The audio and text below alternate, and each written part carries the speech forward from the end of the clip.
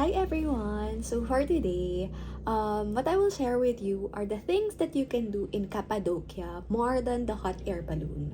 So Cappadocia is very, very popular for hot air balloon, and I think people are going there purely because of hot air balloon. But you know what? If you'll go there just for the hot air balloon, you're missing a lot of things because me personally, I also placed in my Turkey itinerary Cappadocia really because I want to experience hot air balloon.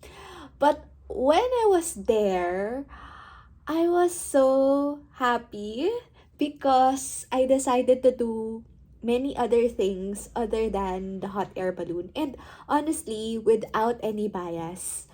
um I think I enjoyed the hot air balloon experience definitely, but I think I also enjoyed some of the all the other experiences that I did in Cappadocia. And I know if you try to search all the activities that you can do in Cappadocia, there are several things that you can do there, and majority are being offered by even just one travel agency or one group tour, so that's very efficient for you. But me personally, I would like to really compare and choose not only the price but also the experience, the way they accommodate people. That's why I also try to book the experiences via other groups or people. So I think you can also try that trick so that you can also try to experience. Also, give your feedback as to which group or tour you can really recommend to your friends and family who will also visit Cappadocia on a later time, right?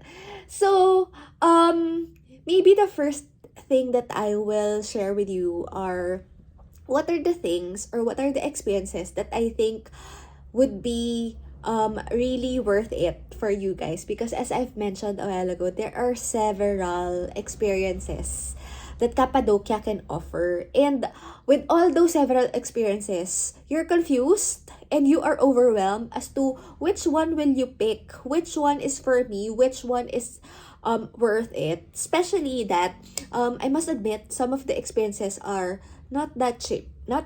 And of course, if you will try to experience hot air balloon in itself is not really a cheap experience, even if you try to opt to the hacks that I shared to you previously about how you can spend lesser and yet do not sacrifice the experience. But I think in general, like a hot air balloon is like a 8,000, 7,000. So that's still expensive, right? I mean, it's for an hour and a half or 2 hours. So other experiences also kinda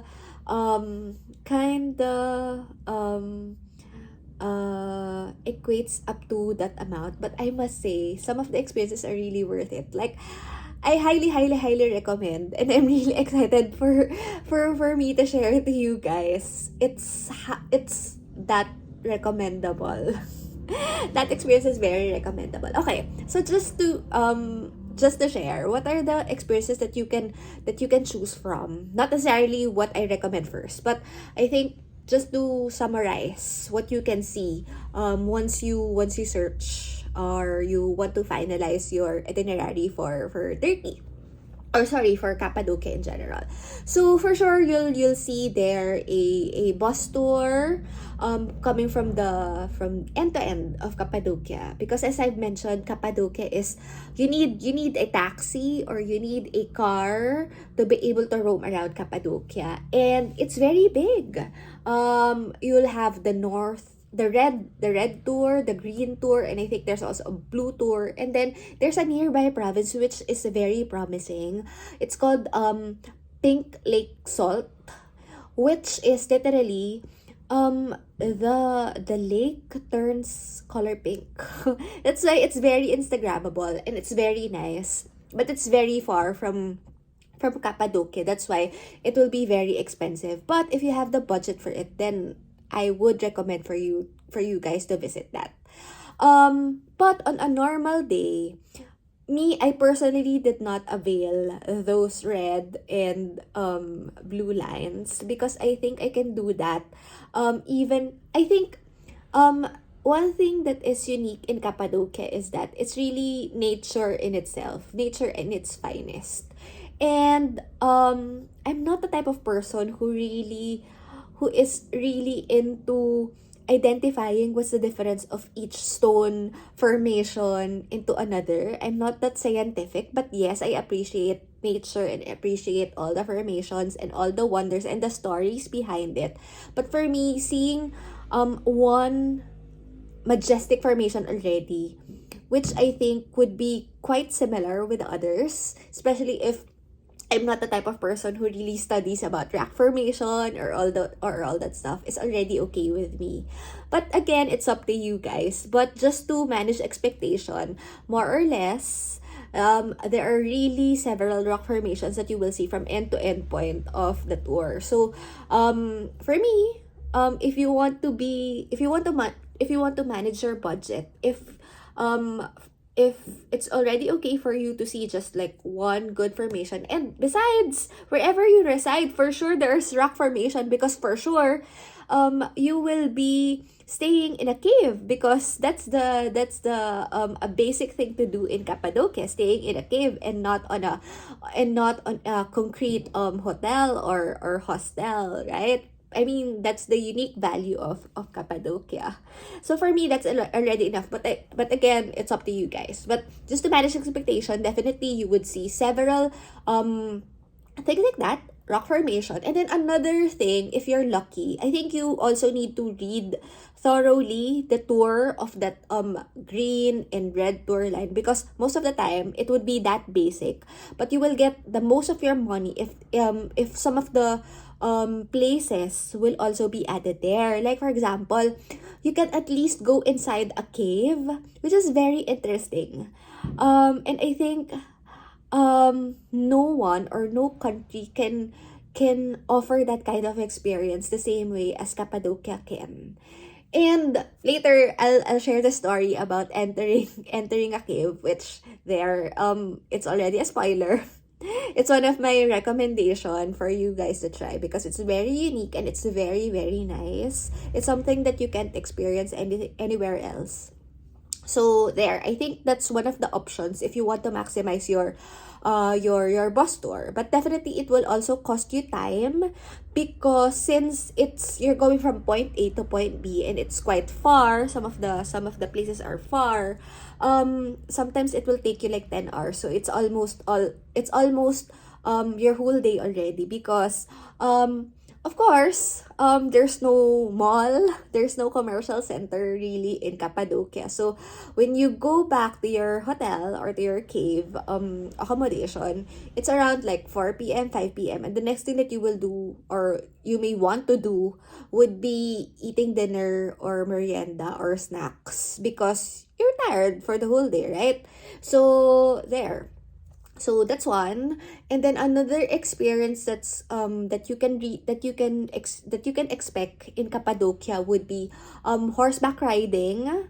So there's horseback riding, and then there's also a vintage car photo shoot, wherein literally you know how Top Gun cars are? Literally those. There are several vintage cars, like legit vintage cars in Cappadocia, which is so nice and pop in person.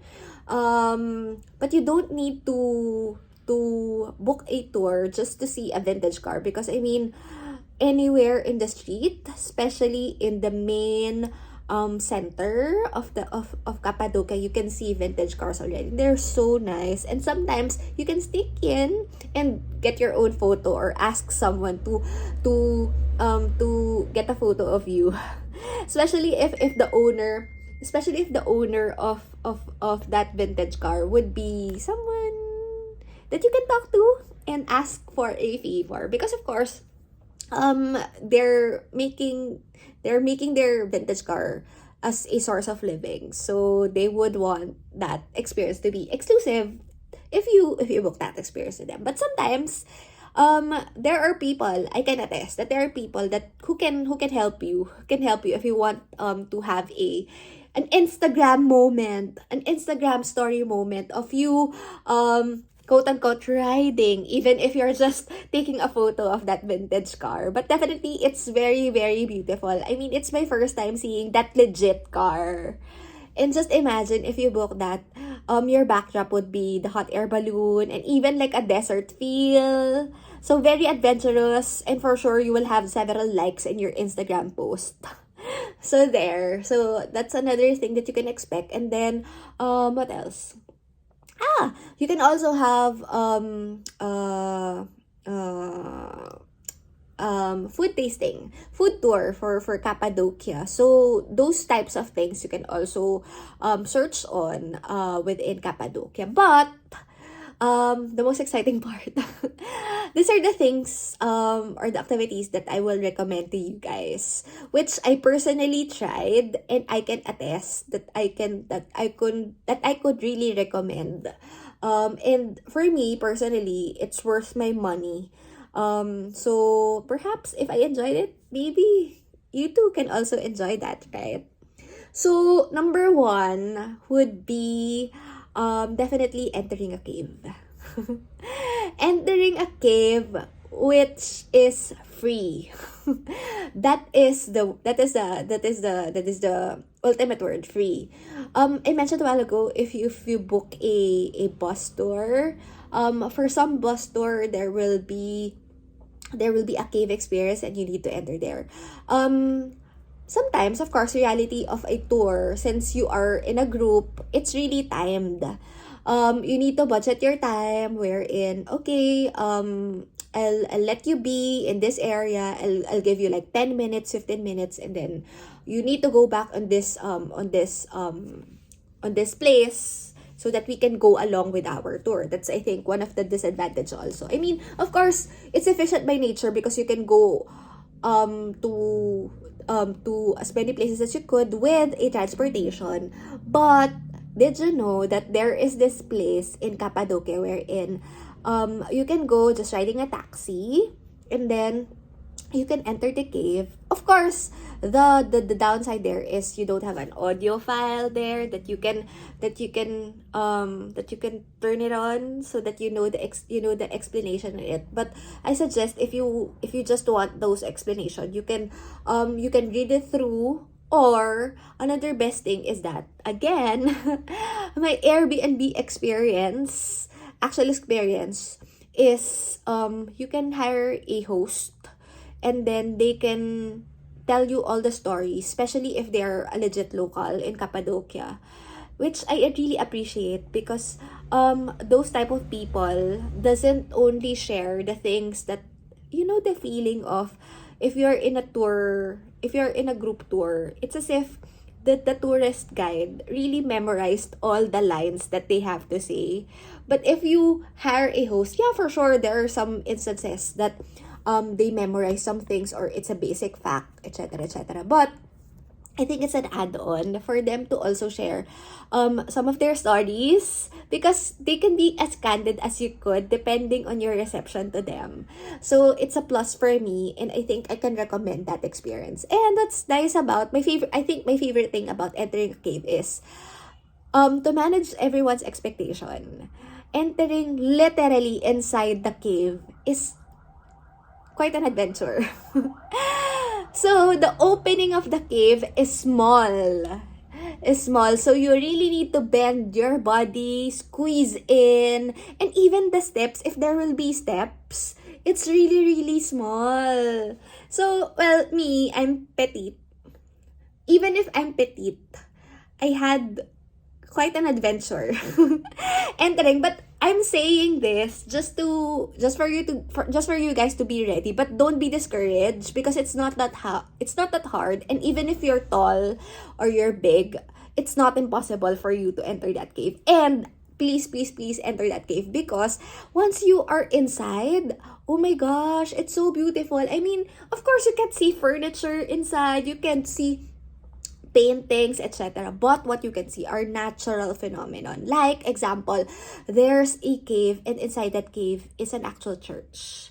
So there is like, it's not a painting, but there's, what do you call this? There's like, a stone drawing, which is caused by a natural phenomenon, wherein you can still see that there's a symbolic, that there's a that it symbolizes, or it looks like, something that is symbolic, like for example, a bread and a fish, which is a symbolic item for a Catholic church, and also a cross, things like that, wherein, oh my gosh, it's so, you don't expect, well, me personally, I didn't expect for me to see those kinds of things, and knowing those things as a natural phenomenon. I mean, it's not forced, it's not something that is caused by someone. It's, for me, it's worth looking at and checking at. So a church is one thing, and also an actual bedroom inside a cave. Oh my god, and even an actual kitchen. Those are the things that you can see inside, and and only a few of them are those things. And what's nice about this thing in Cappadocia is that you can enter a cave, and then just a short walk, and you can see all those rock formation that you can see all throughout those red and green bus tour, which, that's why I'm saying, if you want to at least save your money to other experiences, perhaps you can just try that, and you're okay already to see all the rock formation that you can see all throughout Cappadocia. So there, that's very, very nice, and I could really recommend first entering a cave. And then another thing is that you can also try to experience by yourself, with the assistance of the owner, or a team leader, or their head, to create your own pottery, literally from scratch. Before doing that, for sure they will share with you actual work of what they're doing, how detailed they're doing. Literally, they're just like 5 people within that company, and out of the 5, I think 3, let's just say there's 3 employees, and then one is in charge of decorating or designing the pottery, and then another one is responsible for molding the pottery, so all those small, big, medium, or even extra large pottery. And then another one would be the finishing touches, or it's like a quality assurance person. And they can make as many as you could, and they can also personalize the pottery that you want. And since you know that it's handmade, it's really special. And I mean, their process of working, wow, it's something that you will admire. Definitely, it's something that I cannot do. I aspire to do, but I cannot do. And I can really say that those people are the type of people who really have the talent for it. So, what you can do there is that you'll get like 15 minutes or 30 minutes for you to be able to create your own pottery. And you can even take it home. Your own pottery, if you'll be successful, which for sure you'll be successful, because excuse me, someone else will help you or will assist you. If you're lucky, it will be the owner, or if not the owner, it will be someone like a head of that group who could assist you there. So of course, as a newbie, it's really my first time to try to mold the pottery. It's hard. I thought it's easy, but it's hard to shape the pottery. What I wanted is really just like a small pot that I can easily place in my luggage. That's what I'm aiming for. Of course, the owner who will assist you will ask you what you aim for, so that they can guide you on how you can place your hand, etc., etc. And then another funny thing while I'm doing that is also, you need to make sure that your hands is soft in nature, because of course any movement can cause a different shape for your pottery as they move along that circular shape. So I've shared to you a while ago my video my video of how I did my pottery, but I think I would recommend that experience to you guys. And then after which, you can also get exclusive discounts if you wanted to purchase other things with them, because of course I think it's their form of being friendly also to tourists. They want to also share that locally made item. Because of course, Turkey is very known for carpets, even in Cappadocia. So a pottery is something unique that you can also do as a souvenir for yourself or even for your families or friends back home. There. And then another good experience for me would be being really one with nature, which will be in two forms. First would be I was able to feed pigeons, and pigeons are like a natural pigeons are everywhere in Cappadocia. Literally everywhere. And if you are living here in the Philippines, definitely there's no pigeon it's not a natural phenomenon for you to see a pigeon at any given point in time. That's why it was fun for me, and they're very very very cute. And I also shared with you a snippet of me letting a pigeon eat that.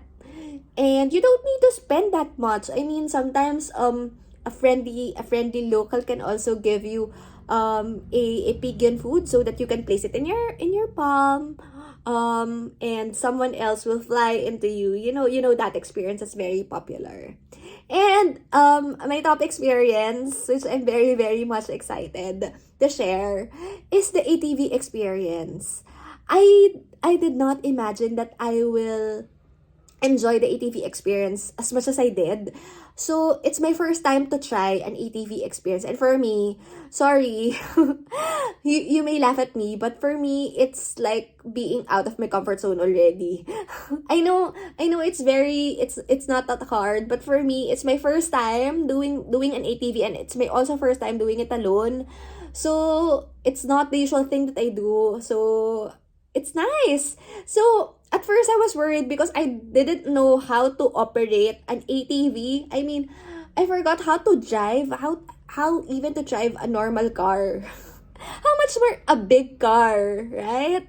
So, I was I was stressed at first. But what they will do is that there will be a practice zone wherein you can get to try to drive the ATV, which is nice. I mean,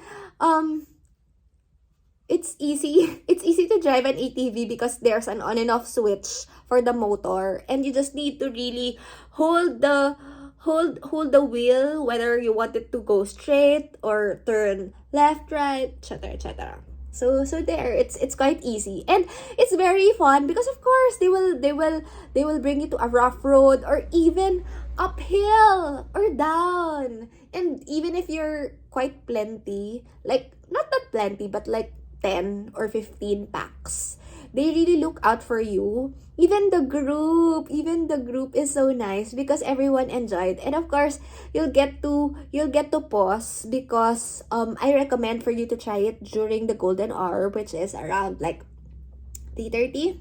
The tour will usually start like 3:30 or 2 o'clock, and then you'll end at like 5 o'clock, which is super super dark already in Cappadocia, as just like what I mentioned previously. It gets dark easily in Cappadocia, at least during springtime, which back then felt like winter for me. I wasn't prepared for that kind of spring experience, and even the host or even the locals are saying that the weather is really weird in Cappadocia lately, especially after the pandemic. You can try to experience that one.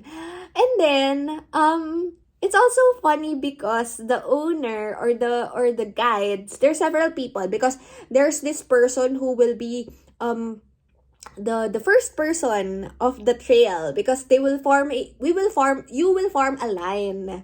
So there's like 15, 10 to 15 ATVs. And I was in the last because I don't want, this is another tip, because I don't want to be pressured by a person at my back whether or not I want to be slow or I want to be fast. Like for example, I just want to experience, I just want to I just want to take in whatever scenery I can get. So there's no pressure for me. That's why I really attempted to be at the last. So at my back, which is usually not really at my back. Sometimes they're just beside me or they're just on the other side of the road, would be another guide. So that makes me feel like I'm free. And it's as if I'm a pro, but really I'm not a pro. It's my first time, but it's really, really interesting. And the experience lasts for 3 hours, 2.5. I thought it will be very stressful because for one, it's cold. I mean, it's colder than usual. Second, it was raining during the first part when they fetched us. It was raining, so I don't know if we can enjoy. But when you come to when you get to experience that already during the actual experience, oh my gosh! Not to mention you get to see Love Valley, you get to see Pigeon Hill, which I think is like one of the highlights of the tour. Plus, you get to eat along the way because of course there will be spots. So there's this hot chocolate spot, and then there's this like marshmallow, even if it's not yet dark, there's bonfire. And you can and you can cook your marshmallow, you can have s'mores. It's so nice. The experience is so nice. It's like me, I can claim that it's like an adventure in itself. So I really recommend it. Like I if I will go back to Cappadocia, I will definitely book another ATV experience. And that one without a blink in the eye, more than anything else. More than even horseback riding. I mean, you can enjoy horseback riding anywhere else. So even camel, I think camel, just go to Dubai and experience that at least legit desert, right? But here ATV. I love it. And plus, it's an assured experience whether or not it's raining or it's sunny, etc. It's not like hot air balloon experience wherein you need to depend on whether or not it's windy or whatever. This one, it's really a sure experience. You get your money's worth. You get to meet other people. You'll be on your own. There's no pressure. You get to eat. You get to eat, and it's not that expensive. I think that's the best part. It's not that expensive also. So there. I hope you also enjoy what I shared, and I hope you'll be interested to also experience what I experienced if you will go to Cappadocia. Thanks, guys. Bye.